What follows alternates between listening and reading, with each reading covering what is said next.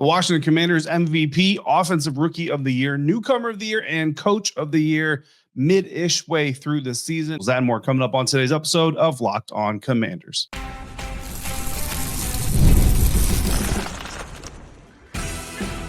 You are Locked On Commanders, your daily podcast on the Washington Commanders.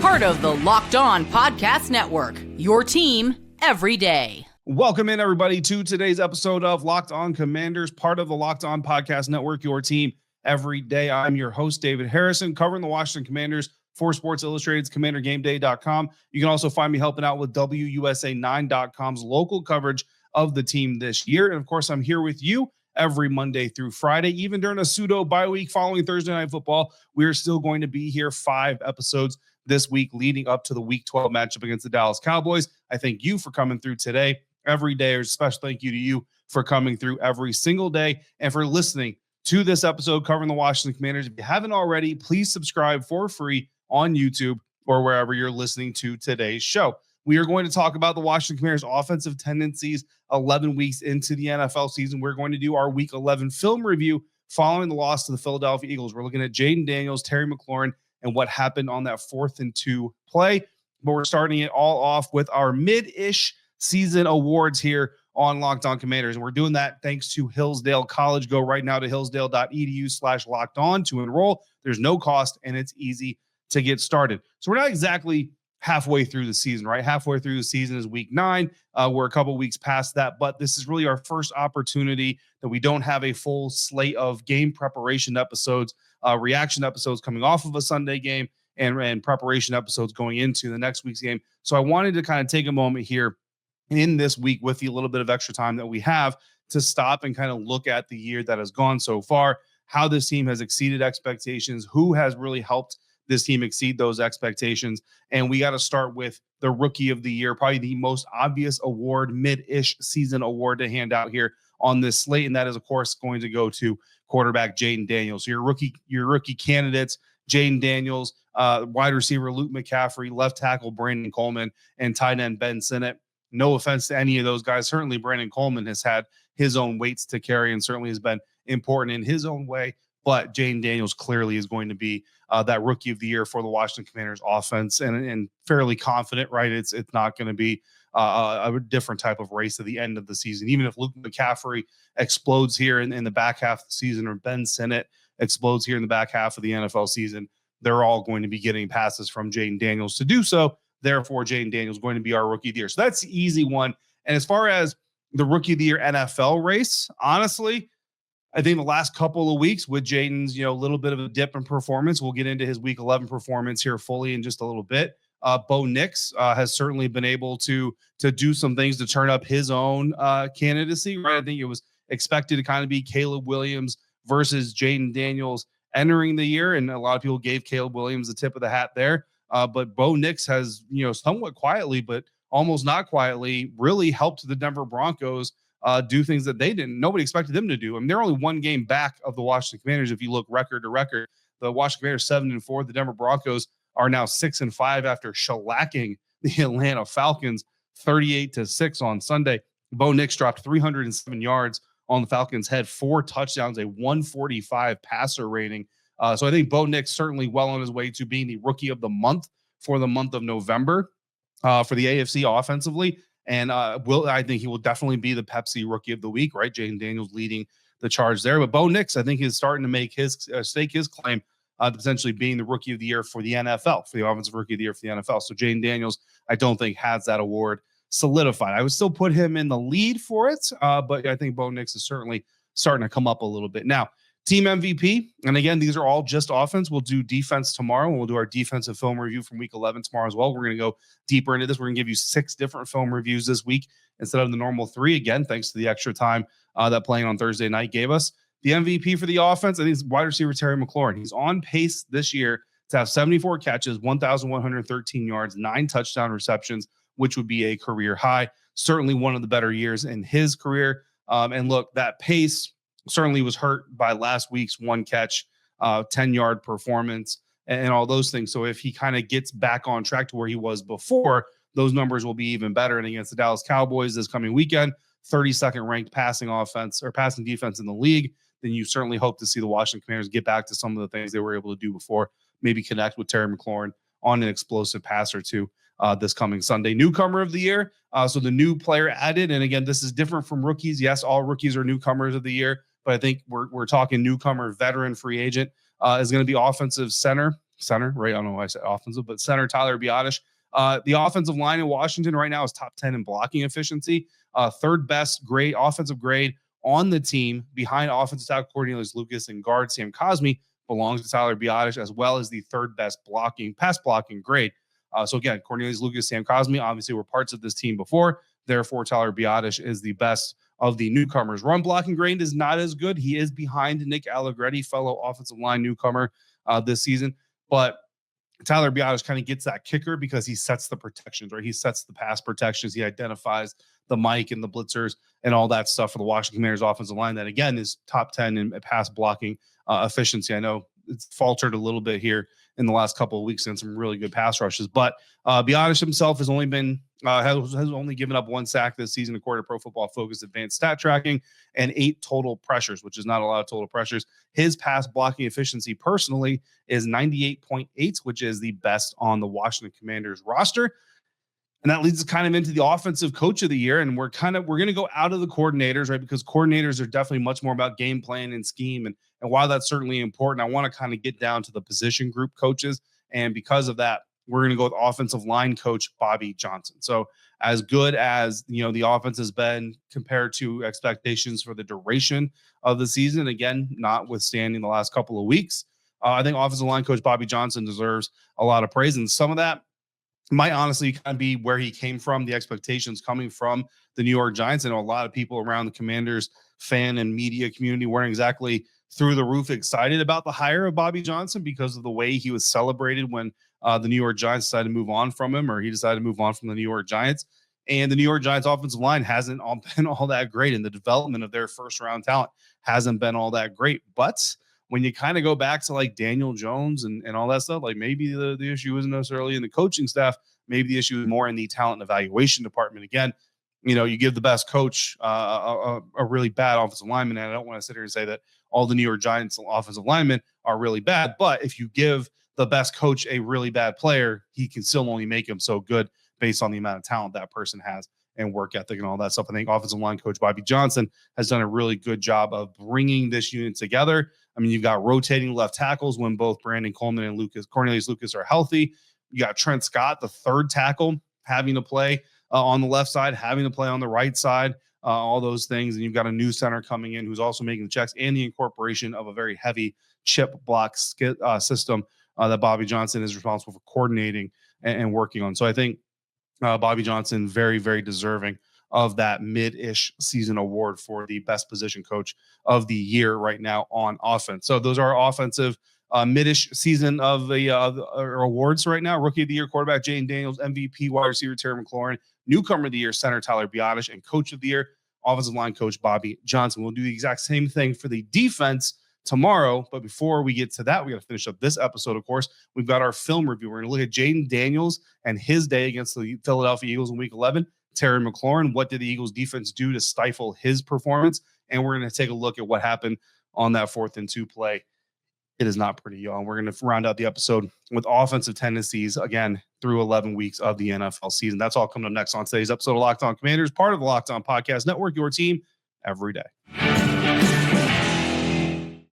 And today's episode of Locked On Commanders is brought to you in part by Hillsdale College. Hillsdale College says that time is our most precious commodity, so don't waste it scrolling through the same mind-numbing content for hours and hours. How can you spend that time wisely to improve yourself? Well, you can study a little bit of history, economics, the great works of literature, the meaning of the U.S. Constitution. Maybe you studied these things in school. Maybe you didn't. Maybe even if you did, it's time for a refresher. Time and technology have changed a lot of things. They have not changed the basic fundamental truths about the world and our places in it. Our sponsor, Hillsdale College, is offering you more than 40 free, that's right, free online courses. Those courses including American Foreign Policy, the Rise and Fall of the Roman Republic, the history of classical music, Pythagoras through Beethoven, and even more. So go to hillsdale.edu/lockedon to enroll. There's no cost, and it's easy to get started. That's Hillsdale.edu/lockedon hillsdale.edu/locked-on to register, hillsdale.edu/locked-on. Today's episode of Locked On Commanders is also brought to you in part by Prize Picks. And with Prize Picks, you can now win up to 100 times your money with as little as 4 correct picks. Prize Picks is the best way to get action on sports in over 30 states, including California, Florida, Georgia, and Texas, and Virginia, because it's where I live and I play Prize Picks all the time. So sign up today and you'll get $50 instantly when you play $5. You don't even have to win to receive the $50 bonus. It's guaranteed. So if you think Joe Mixon will rush for more than 87.5 yards for the Houston Texans against the Dallas Cowboys on Monday night, and that quarterback Cooper Rush for the Cowboys will pass for less than 178.5 yards, put that lineup together at a minimum 2 players, and you could win 2.75 times your money with that specific lineup. Of course, 2 to 6 players, and with 4 players, you can win up to 100 times your money, depending on your lineup. So download the app today. Use the code LOCKEDONNFL to get $50 instantly after you play your first $5 lineup with Prize Picks. Run your game. Continuing now, looking at Terry McLaurin and Jayden Daniels, their game film from Week 11 against the Philadelphia Eagles, the good, the bad, and honestly, those guys get paid to play as well. And if you want to get even more out of the Locked On Commanders podcast, all you got to do is sign up to become an insider today. Go to joinsubtext.com/LockedOnCommanders. And from there, you and I can have conversations that go beyond the show. You can ask your questions, ask your clarifying information. We'll have conversations. I'm going to send you texts from practices, from games, from press conferences, all kinds of fun stuff. You can even help influence the show. I ask my insiders every single week, hey, we're going to do our film review. Throw me some items that you might want to look at. I can't get all of them in, unfortunately, but I take all of those ideas and they help me craft the episode. For example, there were multiple questions this week about Jayden Daniels' game that I basically turned into we're going to just study Jayden Daniels' film all together. I'm going to give you a big old synopsis on everything that happened with Jayden. So that is how insiders are helping impact the show. So if you want to get a part of that, go to joinsubtext.com/LockedOnCommanders. Try it out for free for the first 2 weeks. And thank you to all the new subtexters who have joined here in the last week, especially. Film review time, Jayden Daniels, 42 dropbacks called on Thursday night against the Philadelphia Eagles. It's a lot of dropbacks, especially when you're talking about a game that's not exactly a blowout until, there wasn't a 2-score gap until, midway through the fourth quarter. 32 total passes on those 42 dropbacks, 22 completions, a 69% completion rate, 191 yards, a touchdown, an interception, 3 dropped passes. So you take those 3 drop passes out of the equation, it's a 76% adjusted completion rate. And again, those are the drops according to me. Every other PFF's got their drops. Every other company that tracks stats is going to have their own drop numbers. That's fine. I'm just letting you know what mine are. I'm not saying that you should believe mine over anybody else's. These are what they are. 4 scrambles, 3 sacks, 2 penalties that resulted in non-plays. So those are plays that are taken off, and 1 2-point conversion that does not record as an official stat, right? So when you talk about 22 completions, that 2-point conversion completion is not one of those 22. So for our observations for Jayden Daniels' game against Philadelphia Eagles, broke them into 3 categories, which is the first one was accuracy, which is obviously incredibly important. Second one being football intelligence, decision-making. Third one is poise, and I'll give you my overall thoughts on the entirety of the game. So starting off with accuracy, in order to be an effective quarterback, you have to be accurate. It doesn't matter if you have everything else. You can be the smartest dude on the field, but if you can't put the ball on a spot, it's not going to matter. Some notes here. 2nd and 9 play with 4:27 left in the second quarter. So if you have NFL Pro Plus, whatever it is that gives you the all 22, you can go back and take a look at it. He misses Noah Brown on a right to left side deep over routes. Actually had displayed really good patience, really good job of allowing Brown to get clear of the second level underneath defender before targeting him, but he fails to lead Brown even further to the left boundary, delivers the pass short, leading to an incompletion. Proper ball placement leads to what's likely to me a 30-yard gain or more. The drive ends in a punt, while a completion there puts Washington in field goal range. So obviously a very impactful play there, a very impactful inaccurate pass from Jayden Daniels in that instance. Later on, misses Luke McCaffrey on a speed out near the end of the first half, trying to get in field goal range again. The next pass was actually to the Eagles 40 and was a little low to De'Ami Brown, but still good enough that it should have been caught. I did catch or count that one as a drop by De'Ami Brown, but if you look at the pass before it, Luke McCaffrey, the speed out to the right side boundary, should have been completed, should have put the Washington Commanders a little bit closer, all those things. So another inaccurate pass from Jayden there. First pass of the second half, he targets Noah Brown again. It's off target. He ends up getting bailed out by a pass interference call. You might remember that play. Noah Brown is playing the ball, and look, the defender's got to play the ball too. The rule is what it is. I'm not saying that the flag shouldn't have been thrown, but I think we can all agree looking at that pass, like that pass wasn't going to be completed either way. Doesn't breach the category of uncatchable according to the National Football League because the defender made contact. So ends up getting bailed out there. That's a no play. So that is not one of the official incompletions, but it is something that just kind of stood out on the tape. On the day, man, multiple passes just off target, a lot of them inside, a lot of them, behind receivers, low to receivers, especially to Noah Brown. I don't know if there's a specific Noah Brown thing going on. I don't feel like it's a specific thing going on with Noah Brown, but certainly multiple passes to Noah Brown just off target. From a football intelligence standpoint, Jayden Daniels has been a very smart player his entire time in the league. Again, his first year, but his entire time. Showed a lot of intelligence over the course of those games. On Thursday night, though, had some struggles here. First sack of the game, 1st and 10.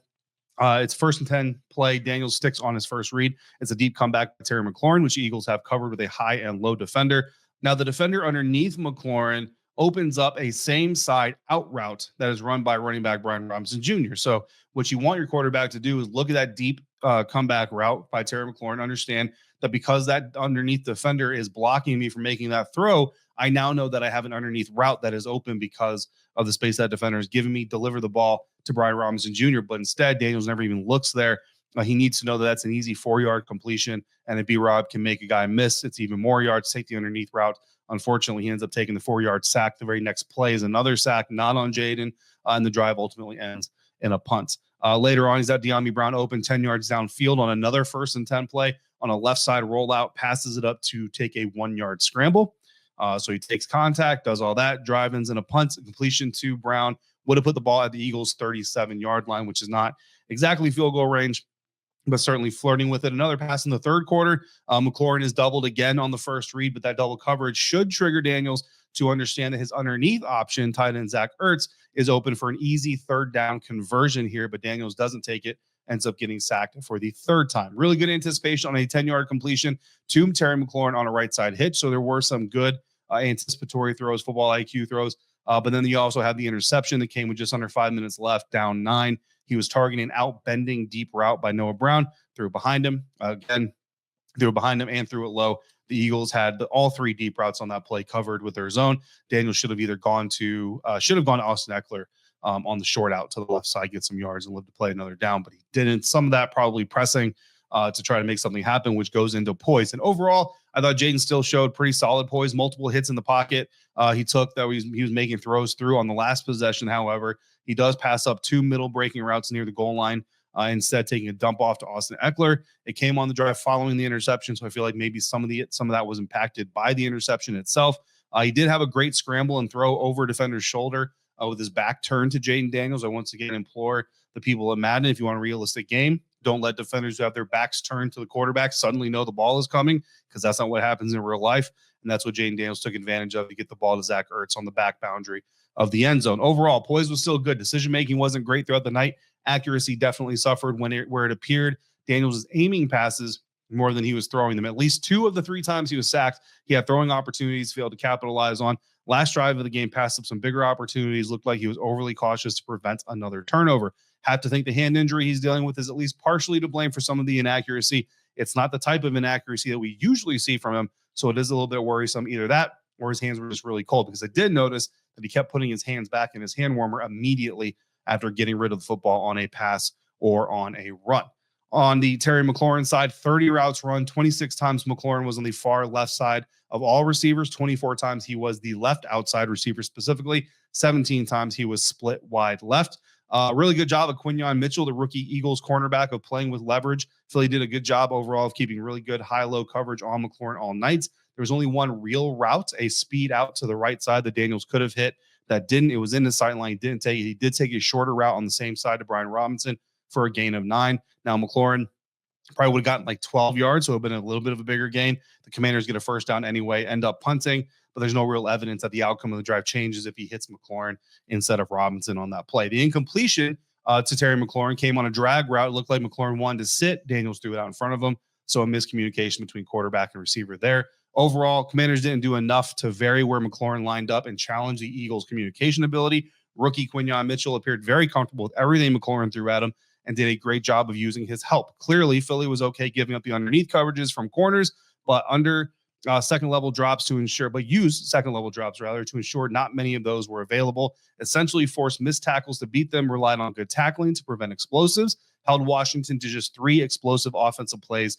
Both the passing out explosives came on passes to Austin Eckler, where he caught the ball and made defenders miss. So that is what happened with Jayden Daniels and Terry McLaurin in week 11. What about offensive tendencies through 11 weeks in Cliff Kingsbury's offense? We'll take a look at that coming up next on today's episode of Locked On Commanders, part of the Locked On Podcast Network, your team every day. And today's episode of Locked On Commanders brought to you in part by FanDuel. And FanDuel, NFL fans, rather, you can get ready to tackle all your NFL action with FanDuel, America's #1 sports book. And right now, new customers of FanDuel, you can bet $5 and get $150 in bonus bets if that first $5 bet wins. The FanDuel Sportsbook app gives you everything you need to place your live bets on the NFL all in one place. In fact, when you get a hunch in the middle of the game and you want to see if you can place a wager on that hunch, you can go to FanDuel, and not only can you get the odds on that hunch, but you can also check out the latest stats. You can view the play-by-play, and you get so much more information on the exact same page where you can place that bet. Or you can make your bets before games, like on the Washington Commanders, who are 9.5-point favorites at home against the Dallas Cowboys this weekend. That is quite the spread. I don't typically recommend taking spreads that big just because it is the NFL and anything can happen. But if you want to take those odds, just go to FanDuel.com, join today, and you'll get started with $150 in bonus bets if you win your first $5 bets. That's FanDuel.com. Never waste a hunch. Make every moment more with FanDuel, an official sports book partner of the National Football League. Wrapping up today's episode of Locked On Commanders, we handed out some mid-ish season awards to the offense. We looked at Jayden Daniels and Terry McLaurin's film reviews from week 11, what we saw against Philadelphia Eagles. Now we're going to finish up our film review, and we are going to get into some offensive tendencies. And I had a lot of insiders who wanted me to break down what happened on 4th and 2. Of course, the 4th down that Dan Quinn decided to go for instead of taking the field goal. Commanders are down 2 at this point in the game. Certainly the momentum is starting to swing towards the Eagles. An opportunity here to get the lead back by 1, put your defense back on the field playing from ahead. Decided to pass it up, go for it on 4th and 2. It did not go well, and they ended up turning the ball over on downs. From there, the Philadelphia Eagles basically exploded and took the game over for good. On the play, the Washington Commanders came out in 13 personnel, lined up in a wing T formation. So if you're not familiar with the wing T formation, Google it and get an image of it. It would be great. I can't show you the play, unfortunately, because of licensing laws, and we follow the laws here at the Locked On Podcast Network. But essentially, there are 2 tight ends lined up in line, so they're attached to the offensive line, hand in the dirt on the left side in a bunch formation. 1 tight end is to the right in line as well. So again, hand in the dirt attached to the line of scrimmage. And Noah Brown is the split right wide receiver. Brian Robinson Jr. is the single back. That is the wing T formation. There is at snap motion. Ben Sinnott, the right side tight end, is coming from right to left in motion as the play is snapped. And basically right from there, the play is doomed to fail.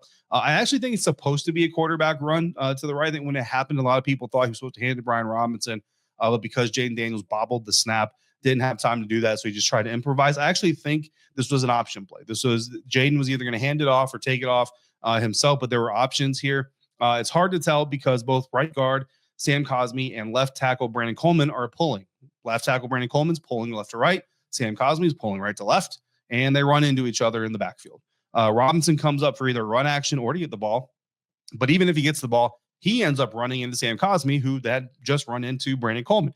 The reason I think it might be a wide sweep by design is because Tyler Biotish, the center, is pulling out wide to the right as a lead blocker from the snap. And Noah Brown runs his defender up the field before turning back to try to get a backside block on a defender. Biotish doesn't control his guy on the swing block, and Brown doesn't make it to his backside blocking assignment, and that leads to Daniels being knocked out of bounds short of the line to gain. So that part of the play obviously didn't work. Now, I hate the play call because that's what it is, because you turn a 2-yard run into a 9-yard run. By the time Daniels finishes his rollout to the right and starts heading upfield, he's 9 yards now behind the first down marker. So you turn a 4th and 2 into a 4th and 9.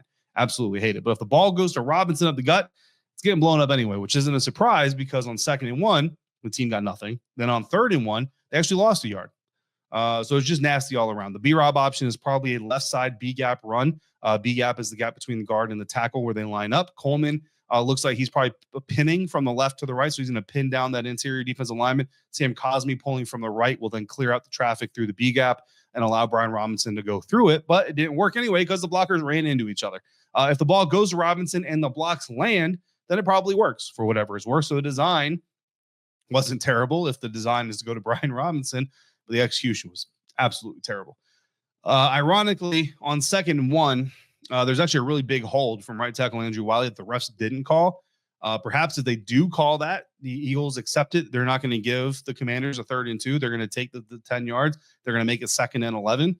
And the Commanders are probably going to throw at some point in time, or they're going to be short and they're going to have more yards to go and they're going to be kicking the field goal, which would have been a better result. So ironically, because the Commanders didn't get a hold called against them, things went very, very poorly. Also had a couple of insiders who have been curious about offensive formations. We've given formation usage numbers on opponents over the course of the season. So they're curious about the Washington Commanders formational tendencies. So here again, sticking with the offensive theme. So far this year, the Washington Commanders have used 11 personnel 56% of the time. Now this is before week 12 number or week 11 numbers, by the way. So all these numbers, the week 11 numbers will be in by about Tuesday evening, Wednesday morning. So this is all pre-week 11, just to make sure everybody's clear. Coming into week 11, the Washington Commanders were using 11 personnel 56% of the time. 11 personnel, 1 tight end, 1 running back, 1 tight end in the formation. That's 22nd in the league. So actually not one of the most 11 personnel heavy teams in the NFL. 62% success rates in 11 personnel is 14th in the NFL. So they're pretty good at using 11 personnel when they use it. They're just not using it near as much as others. And again, success rates, you want 40% of yardage to go on first down, 60% of yardage to go on second down, and then 100% of yardage to go on third downs to constitute a successful play. 5th highest usage of 13 personnel, 1 running back, 3 tight ends. 6% of the time the Commanders are using that. That is the 5th most in the NFL. So that kind of shows you how little 13 personnel is used around the league. They've got a 60% success rate in 13 personnel, which is 2nd highest in the league. That's going to take a hit after coming on 13 personnel and failing on that 4th down. 65% success rate is the 5th highest in the league when in 21 personnel. That's 2 backs, 1 tight end. And I love me some 2-back sets if you're a everyday or going back years. They're using it 8% of the time, which is 8th most in the NFL. So again, not a lot of 21 personnel around the league, as demonstrated by that number. And then the Commanders have the second most used. The Commanders' own second most used grouping is 12 personnel, 1 running back, 2 tight ends.